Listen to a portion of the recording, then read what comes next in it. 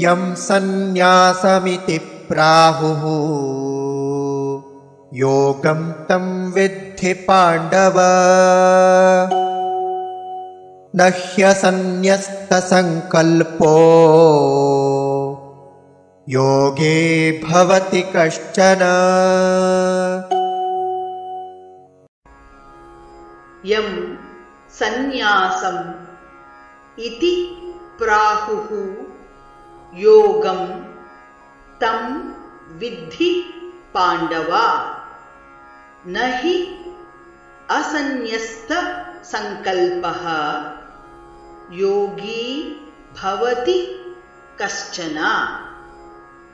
यं सन्न्यासमिति प्राहुः यं सन्न्यासमिति प्राहुः योगं तं विद्धि पाण्डव योगं तं विद्धि पाण्डव न ह्यसन्न्यस्तसङ्कल्पो न ह्यसन्न्यस्तसङ्कल्पो योगी भवति कश्चन।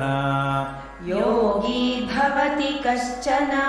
यं सन्न्यासमिति प्राहुर्योगं तं विद्धि पाण्डव यं सन्न्यासमिति प्राहुर्योगं तं विद्धि पाण्डव न ह्यसन्न्यस्तसङ्कल्पो योगी भवति कश्चन।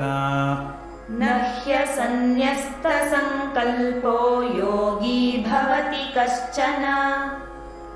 यं सन्न्यासमिति प्राहुर्योगं तं विद्धि पाण्डव न ह्यसन्न्यस्तसङ्कल्पो योगी भवति कश्चन।